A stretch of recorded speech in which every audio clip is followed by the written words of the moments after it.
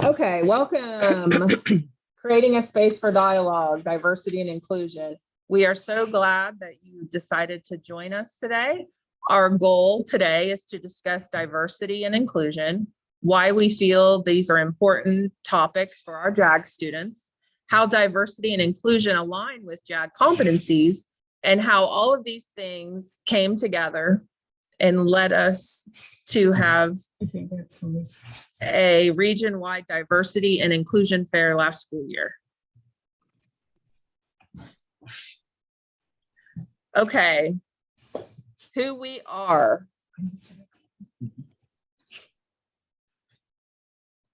We are now going to introduce ourselves, and we are going to share with you how we identify. We did this similar activity with our students throughout our region, and I will talk more about that later on. My name is April Pearson. I am the JAG specialist at Lawrenceburg High School. This coming school year will be my 10th year with JAG. I identify as a mother, an educator, a lifelong learner, an animal lover, and a facilitator of change. Hi, I'm Julie Thompson. I'm the outreach coordinator for the past 6 years. I find these things most important to me and how I identify as a mother, grandmother, includer, an age identifier, and a chaos coordinator. Hey everyone, my name is Jordan May. I am the Batesville High School specialist, and I'll be starting my 3rd academic year this fall. I am a father, an English Irish man, a Christian, a teacher coach, and an adult with ADHD. So kind of what we hope to do today is really address the question, diversity and why we're doing this. I think we can all attest to a time where we've been either aggressively marketed towards or said this is vital training. We've all been a part of those. Sometimes these things can have hidden agendas or come from a cynical perspective. We want to be clear. We are exactly about one thing, and that is helping our students navigate a diverse workspace. Going to the next slide here. We know when students leave their space, they need to go out and be able and comfortable enough and competent enough to engage with people different from them. And so our goal and what we did and tried to accomplish was we wanted to teach them to have an ability to engage with new cultures. We want them to have an attitude of curiosity, and we want them to have a stance of humility. And of course, this project and what we decided to do was very uncomfortable at times and even challenging. So I want to ask the question, what drives us toward this mission? And that's because we believe that it aligns with everything that we say that we are, right? These are the competencies that we feel best align with what we're trying to accomplish, but we would argue that there are more. So for example, C19 is human relations. How do we connect with each other? G46 is describe how to work and communicate with diverse people at work. It's a real genuine one. We love that one. That speaker's going in and out. Okay. Yeah, we can't hardly. Okay. G52 is demonstrating an ability to adapt to people and situations. Of course, absolutely. You should have the flexibility and capability to work with cultures that are different from your own. So not only does it align with who we are, but if you really think about it, diversity isn't that far away when you really look into it. As you'll see later on in our presentation, we may live in rural Indiana, but our students are much more than predominantly white country kids. We have African American students in our classrooms. We have gay students in our classrooms. We have trans students in our region. We have students in wheelchairs. We have students with learning disabilities.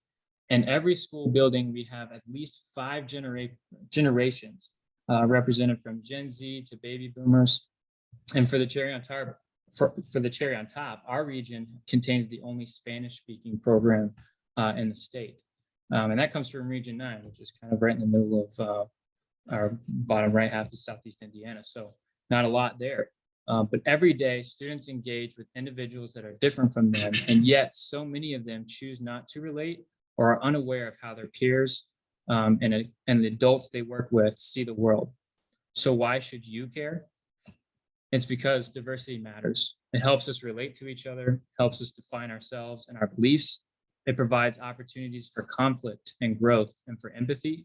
And ultimately, we all the specialists, all the coordinators, everyone in this call, we want to equip our students with the perspective and skills to engage with any culture they find themselves in, because we want to make our students better and give them an opportunity to see the world through a very mature lens, the lens of professionalism and civility.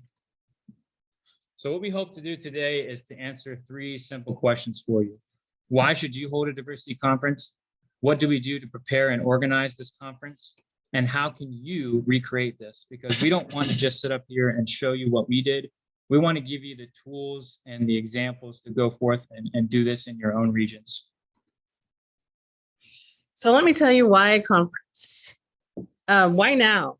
And why a conference? So like the title said, we want to create a safe space for open dialogue for the region and felt like this was a current event that our students were interested in learning more. In our region, we like to hold yearly conferences. We've had, for all the schools, we've had trades fairs, mental health, of course, career fairs like we all have and more. So coming together as a region is important to us and to learn from the other specialists and students. Mhm. What did we do? I'm sorry, that's your Jordan, right? I'm sorry. So components of a successful conference. This is where you will learn how to, and now you can prepare, organize, and practice a diversity and inclusion conference.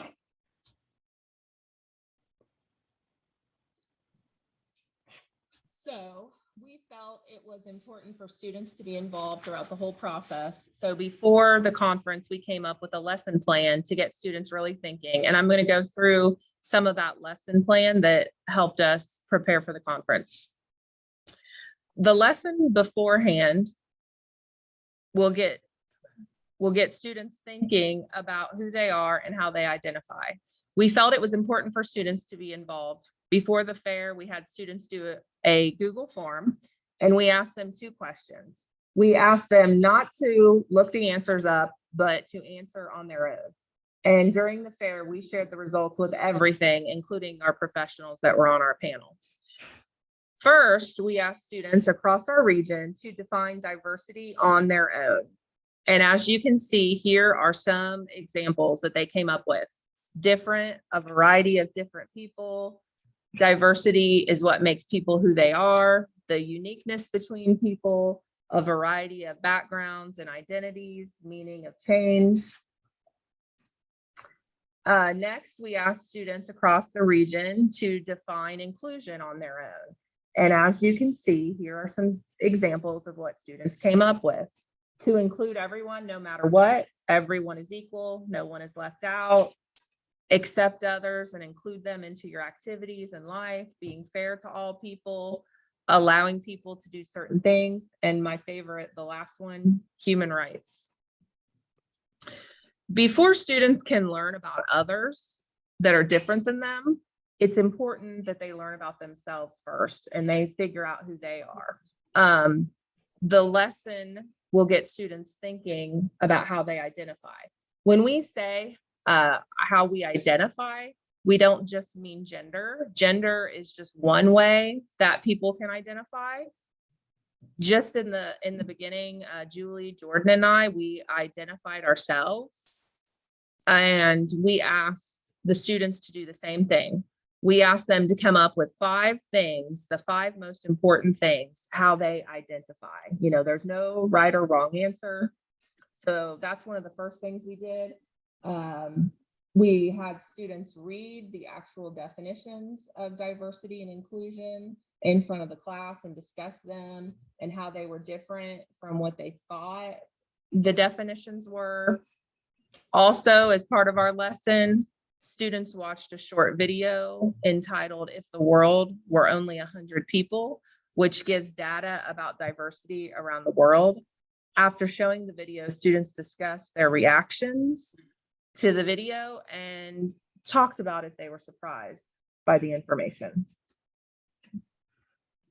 We knew that we wanted students involved, as I said earlier. It was important for us to keep the students engaged throughout the entire process.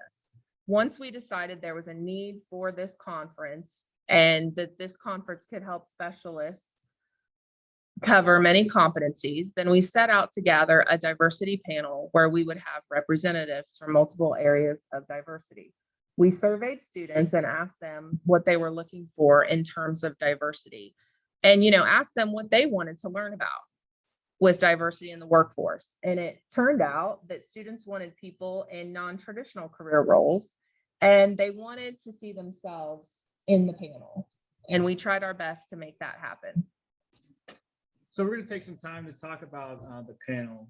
The philosophy behind the panel is really to model the learned skills that we want our kids to demonstrate.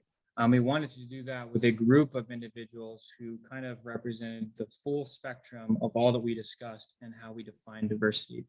And so we wanted each representative to kind of be in place of each minority position, so that students can engage with, maybe potentially for the first time, someone they've never engaged with before and become unfamiliar with.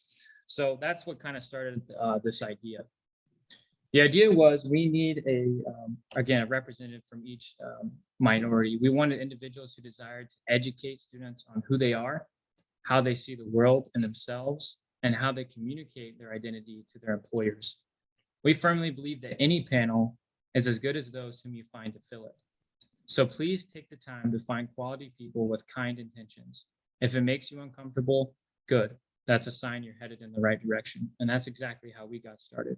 Our outreach coordinator kind of shoulder tapped her professional and personal networks, got our team involved, and we came up with a great group of panelists. And I have some representatives for you. So for example, we had the Dean of Students from Franklin County, who is an LGBTQ representative. We had someone who represented a women in construction.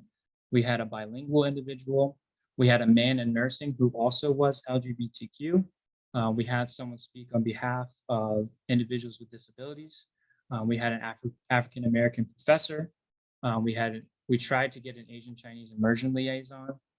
We also had someone who has worked in a field for a very, very long time, kind of representing age. And then we also had a female in the Air Force, and she was a really cool representative for us. So again, we highly recommend that you take time to build that network of contacts. Here is the components for what we believe to be the success, part of a successful panel.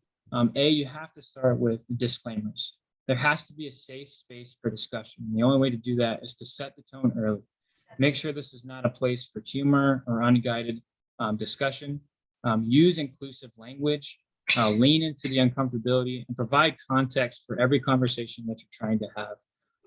That leans into my next point, which is structure. Make sure that you engage your panelists with curated questions. I think this has the opportunity and potential to turn sour. So the better that you can do to provide structure, I think the more positive outcomes you're going to get. And third, we decided to include a moderator. We feel like that was essential to success. And I'm going to talk about that and what that role looks like next. So a moderator is very important. It has three essential responsibilities. They need to pre-teach the expectations, use those disclaimers, things like tokenism, address the fact that these individuals that you're bringing in don't speak for the whole, even though you might have a gay individual talking about what they see the world. They don't speak for all folks in the LGBTQ. Make that clear. Pre-teach to your students that you will have an opportunity to engage the panelists at some point. But for now, this is for you to review and see how these kind of interactions take place. Make sure you're talking about being color brave, which is the idea that we see the differences in each other and we represent them or celebrate them rather than run for them or try to hide them. We discussed, or the next role is inviting curiosity, making sure that that moderator is asking really good questions. If you see someone who's being hesitant or hasn't spoken up in a while, make sure that you're inviting them in. Make sure that you're providing, again, that context for every question that you ask. What I think is the most important role for the moderator is certainly to reframe the negatives. As much as you may try to provide structure, as much as you may try to prevent contain that safe space. There will be times where ignorance pops out. There will be times where things are said or humor is made that you might not be able to control. And so it's your job as the moderator to do your best to reframe all those things and try to keep everyone on track with that vision, which is we want to set or create a safe space for dialogue so that students can see how these kind of interactions play out on a day-to-day basis. Now, if you want to recreate this panel for yourself, this is what we did and how we think you should go about making it. Make sure that you shoulder tap your professional and personal networks. Find good representatives. Make sure you formulate really good questions. Make sure you schedule practice sessions with your panelists. Double check all your virtual meeting links. Make sure that they work. Determine the moderator, what their roles and responsibilities are. Pre-screen the questions with the panelists. Know who's going and for how long. And determine a hard set timeline, because honestly, the panel has the potential to go for hours. I think this could be a conference all in itself, but you have to make sure that there's a set time frame. Make sure when you're talking to your panelists, gauge their familiarity with technology. Don't just assume everyone knows how to use Zoom or Google Meet. Make sure they know how to, unmute, mute, the things that we're always learning as a group. And make sure that just because, don't make the mistake of assuming that the individuals you invite to this panel value the diversity the way that you do, because there very could a possibility of some altercations or conflict happening. So make sure that, again, that you host those meetings prior to and set the tone, not just for our students, but for our adults too, the individuals that you bring in. So engagement means nothing unless we are bringing in the diverse members from outside of the classroom to our students. So this was a key instrument in showing the students outside experiences and diversity and inclusion. Again, people in non-traditional careers were important to our students, and we wanted to make sure that we had representation in those areas. Outside of the classroom and communities that we serve is where our students will grow in their diversity and inclusion education. We need them to sometimes go outside of their comfort zone and engage the public. Inviting professionals from the workforce, education, and data were things that we found to be essential in assisting us in the learning process.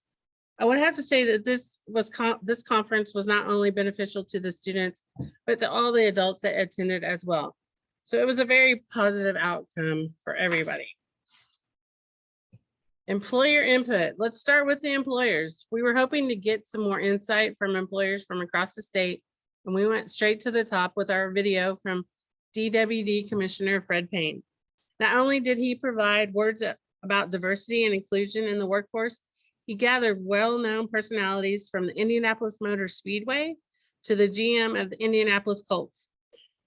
They talked about what diversion and inclusion meant to them and their organizations. They shared experiences that they had personally and produced a great video. Some of the questions that we hope to get answered during the conference were things like, who are employers hiring? What are their needs? What are some occupations that diverse employees excel at? Who are our diverse employers? What accommodations are employers providing? So at the end of the video, students were asked to ponder these questions within their class. Next, the hard facts from our data experts at Indiana Youth Institute. The IYI organization is a great partner to our region, and I encourage all of you to reach out to your regional coordinator and share the experiences of JAG with them. They put together a video with specific information on diversity in our counties and region as a whole. The students were really interested in what those stats look like for their counties. It talked about homeless children, race, income, what level of education, and more. They were surprised and interested by some of this information, and at the end of the video, the presenter asked the students to think about what they could do for their community.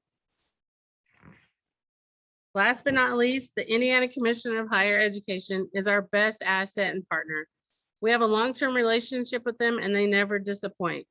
Our commission partner and friend, Greg Harrell, has been one of the most important connections for our bilingual program.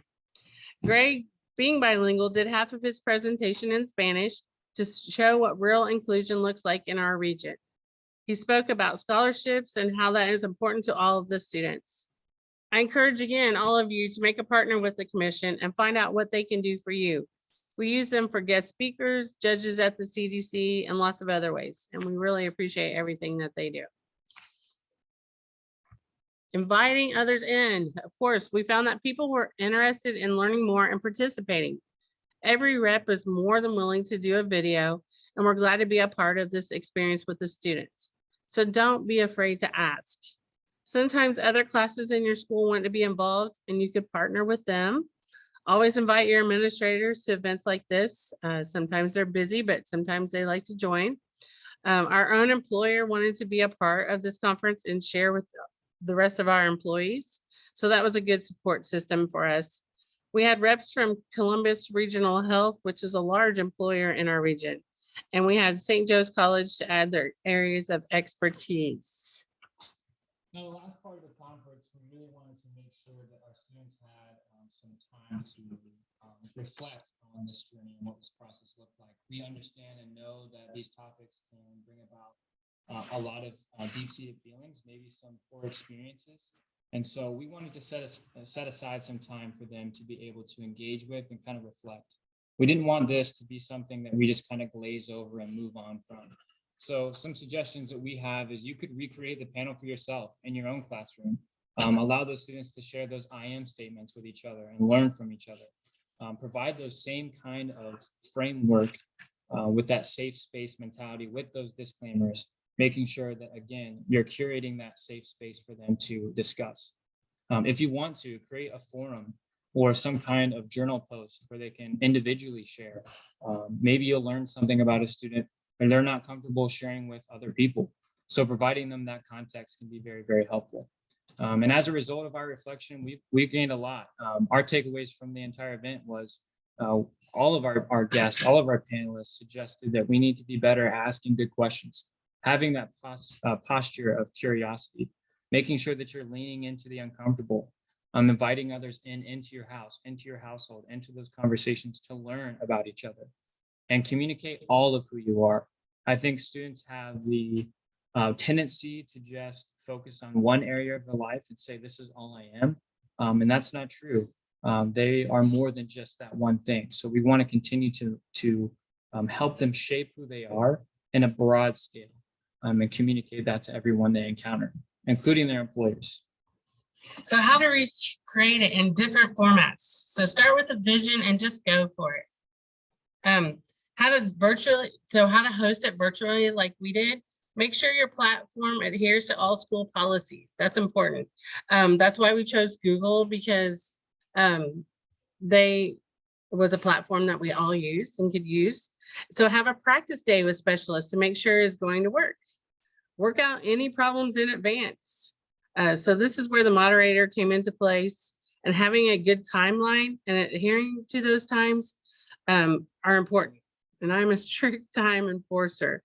So we have a panel that we were all very busy people and did not want to waste their time. They were all going back to work that day. So it was important to me and to our conference as a whole.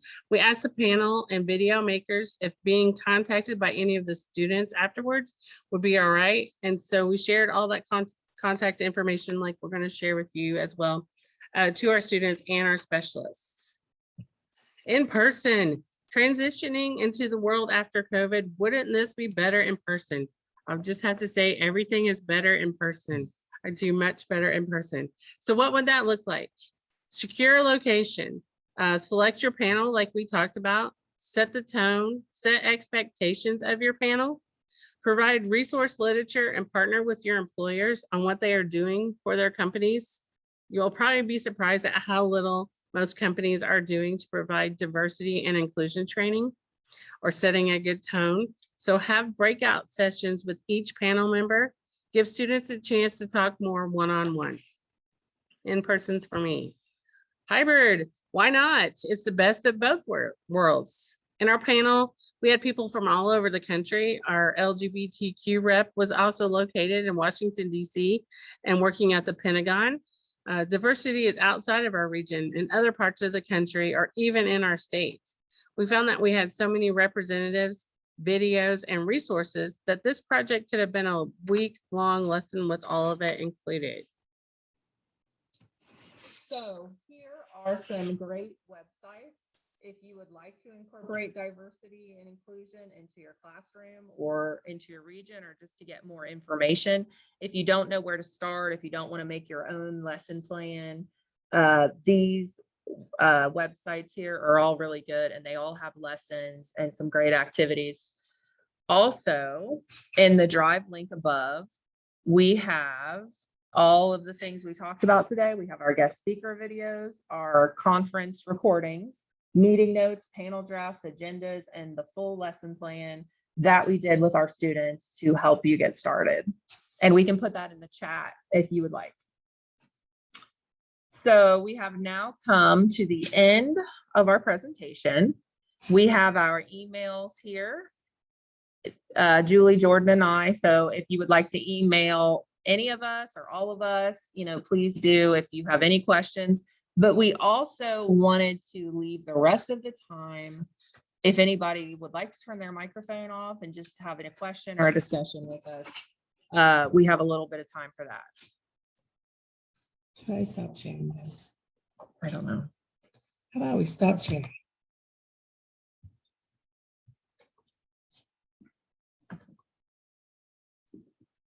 So does anybody see any barriers to this, or have any comments about that, or? I just had a question about the planning time. How long was the planning period? Can I take that? Sure. Because logistics are my favorite thing. I'd like to plan and then plan some more. So we started planning in June of last year in our summer, because we usually get together in groups in the summer and break out. And so we started in June, and then our conference was February of this year. So it was a lot of planning and practicing. You reach out to people, and really in my case, everyone for the videos. Fred Payne was amazing. The commission, the IYI, those people are so willing to help with those kind of videos.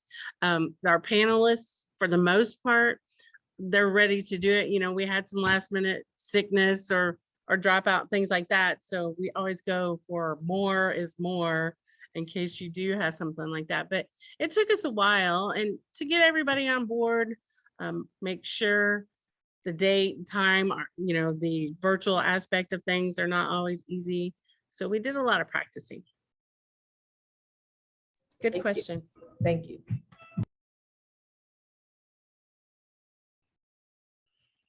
Any other potential barriers you think may come through? I know regionally, it's difficult to communicate this kind of thing and garner interest for this, because it is such a buzzword right now. But we felt like this was relevant because our kids care about it. So please share this as much as you can. Again, we have the full recording. I highly encourage anyone to go watch that video, watch how our panelists engage with each other, and then engage the students. So yeah, just we want questions. So please ask us. Rick, do you have a question? Those kinds of things. I see you connecting to audio. I hope you have a great question.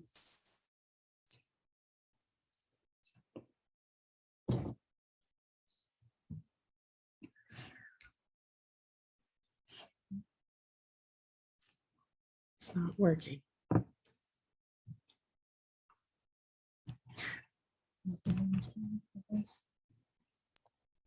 No, on the speaker. Again, you guys are more than welcome to reach out to any of us. Our emails, our contact information. We'd be more than happy to help. We know what works, and sometimes things that don't work. I think the reflection at the end is important with your students. I found as a coordinator, I should go out to every school, because they all saw things differently in the panel and the recording. So just have that debriefing, I think is the word we were using for the students. I have a question. Yes. After you've done this now, you've done all the debriefing, do you see how you could have changed it, improved it, or things that the kids took away from it you were surprised by, or anything like that, that you want to, expand on, or what did you see? I will say that as a specialist, obviously I was there with my kids the whole time, every day, like I always am. And I was surprised that in the beginning, I did have kids who really didn't know like what the word inclusion meant. Like most of them did, but I did have several that were they really weren't sure. And they think that diversity, some of them didn't know that either. They thought it meant something that maybe it didn't mean at all. And so that was one thing that I was a little surprised about. And also just how the students really, and also we're more really the panelists, like the panelists were really, they really enjoyed it. And they were really like, kind of a little surprised that we that we were doing something like this, and they were really impressed with it. A direct quote from one of our panelists is, "I feel safe." I'm not kidding. "I feel safer coming to small town Indiana." And she worked at the Pentagon. She had done of other things. She said, "I feel better about coming to smaller communities," because that's the reputation that we carry, that we are judgmental, that we aren't open to those kind of things. So for us who are trying to push this envelope, it's not easy, but we want to. This is what we care about. This is why we're here, why we're trying to host this. I'll share a quick. Go ahead. Julie. I found that the students were interested in the IYI facts, the data about their counties.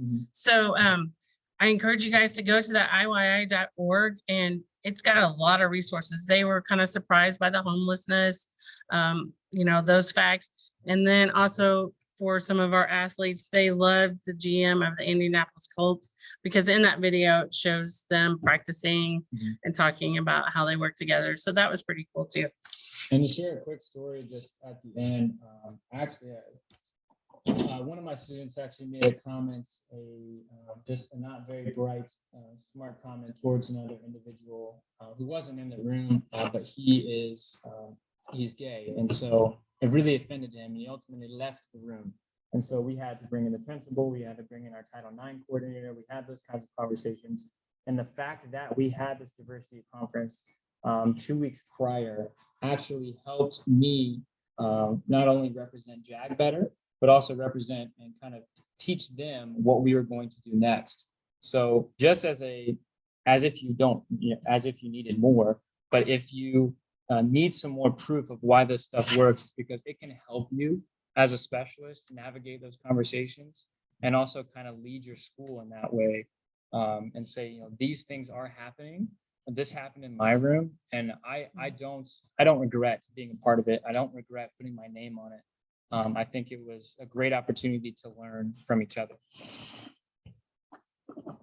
Any other questions?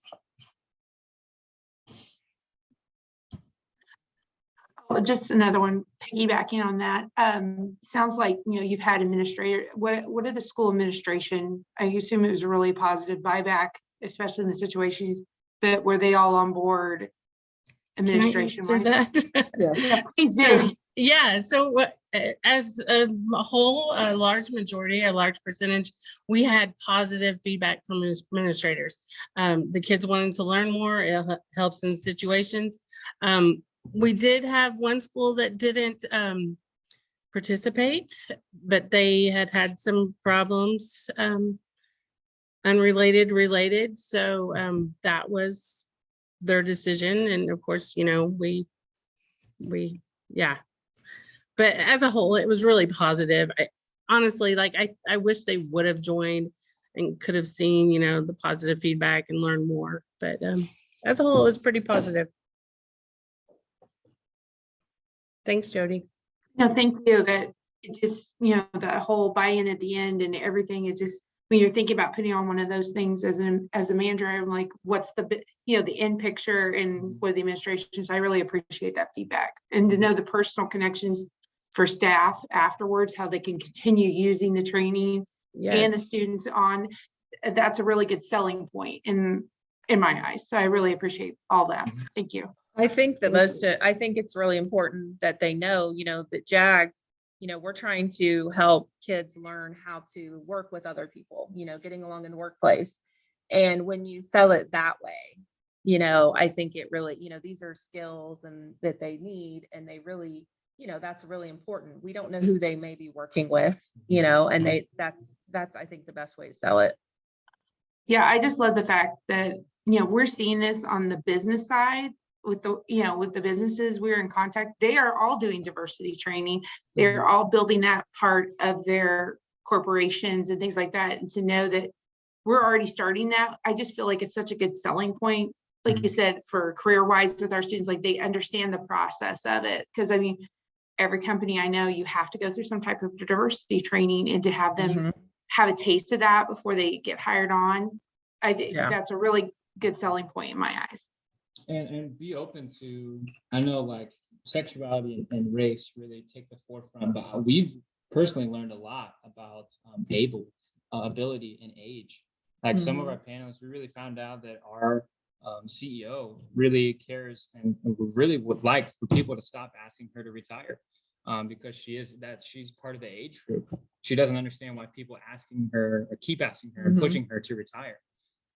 Why, we had representatives who talk about, how do I ask for an accommodation at my employer? I'm disabled. How do I ask for that? How do I have those kinds of conversations? So I think race and sexuality kind of take the forefront, but be open to learning more about ability, age, and even gender in different contexts. And we learned a lot about being a male nurse, and we learned a lot about being a female in a construction worker job, and how some people don't take them seriously.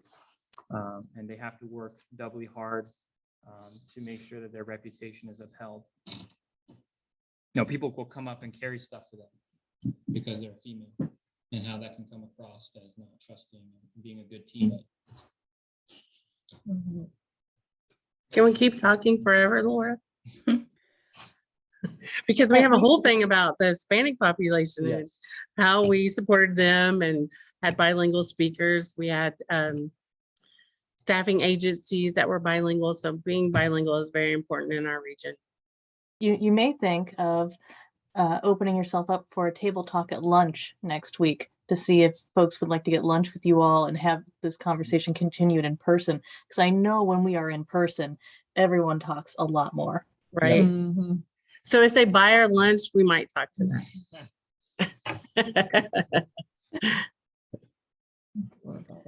You do still have the next 10 minutes. So we would like, I'm on the edge of my seat listening to you all. So is there anything that you guys want to see? Because we could pull up some of the notes or even some of the agendas that we did.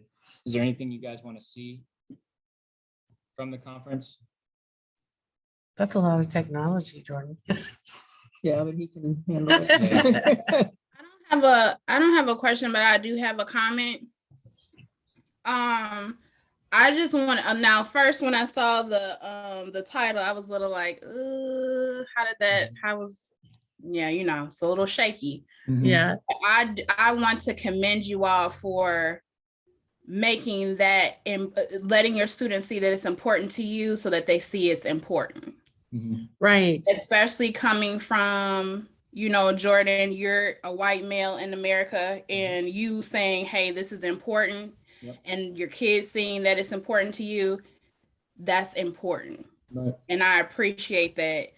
And I look forward to possibly doing this at my school or our region doing it. Mr. Davis is in my region too, but I appreciate that so much, because there's so many kids that don't feel included or accepted just because they're different, because they speak another language, or they're another color, or they come from another religion, or they're having issues with their sexuality. So I appreciate that, because that speaks to so many kids.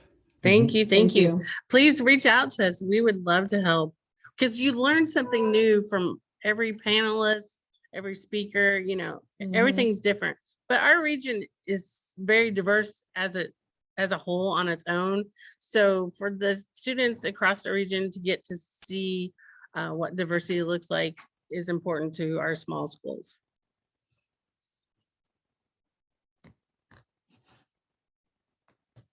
And we're glad that you came. Thank you.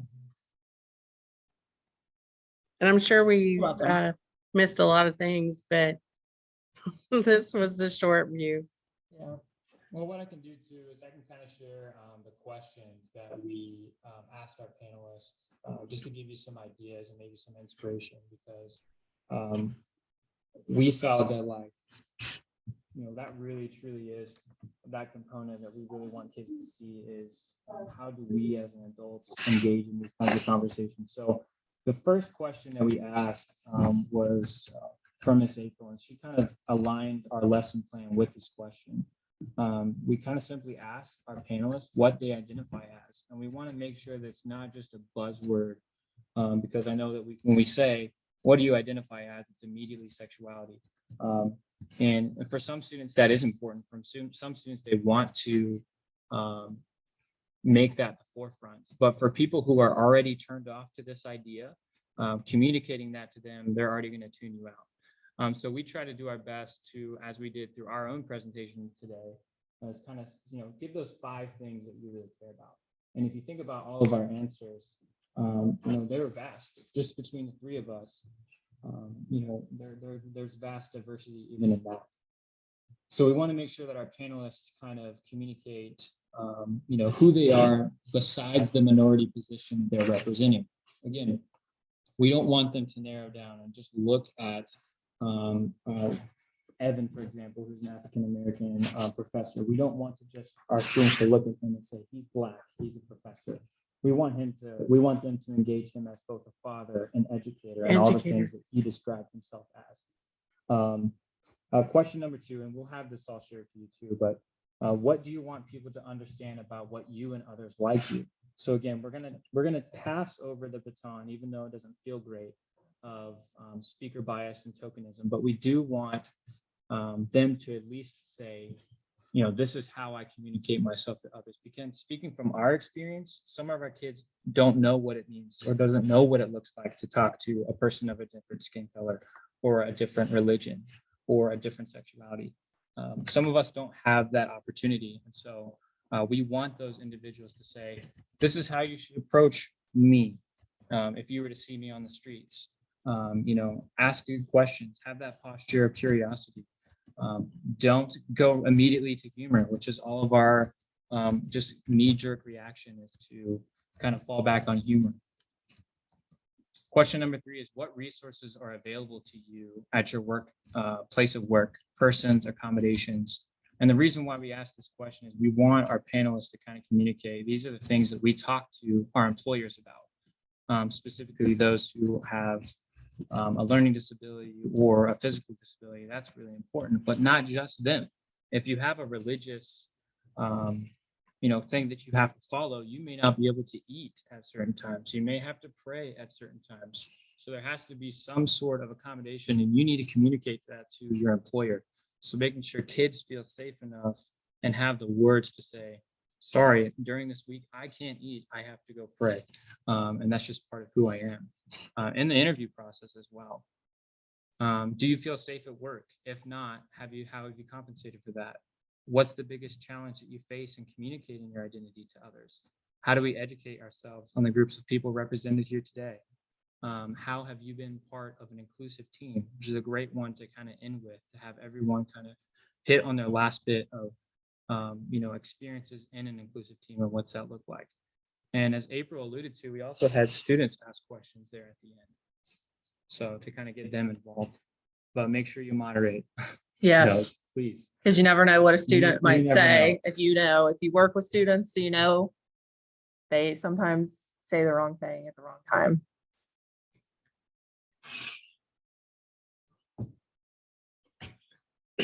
Any other questions or comments? I love the chat comments. Mhm. Thank you for that word dimensions. We did not use that. So that's something that we learned new.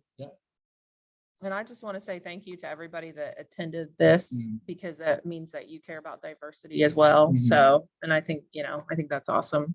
And I think we can all partner to try to get this to more people. I think maybe it's just the way we marketed it. Like you mentioned, I think just the title alone can scare people off, and that's a shame. Because again, we want as many regions to replicate this as possible, because I think it makes us all better.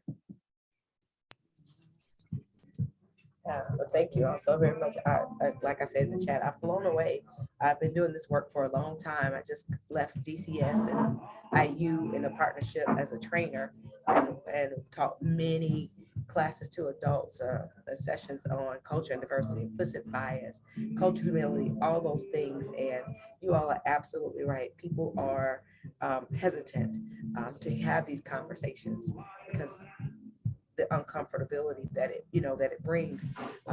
Also, I'm going into the schools and on another assignment doing collective equity, and even that word equity. It's that same kind of connotation with it. And so being able to have the conversations even from the youth, because when all stakeholders are taking part of this learning, then it accelerates our learning and it brings a cohesive and collaborative environment. So I am just blown away. Thank you. Thanks. I would love to continue this conversation. I think it's extremely valuable and extremely important. We are running out of time today, but Julie, Jordan, April, if you are willing, love to do a lunch and learn with you all. And it might not be next week, but it could be in the future and through virtual means or in person as we get to start gathering more in person again. I do better in person. Yeah. I think we all do. Yeah. Any last closing comments, words of wisdom? Just go for it. Just do it. Thank you all very right. much. Thank you. Thank you. And we will see you all in a few minutes at your next session. Julie, Jordan, April, I'm going to reach out about scheduling something for lunch and learn for the near future. Thank Awesome. you. Alrighty. Thanks. Bye.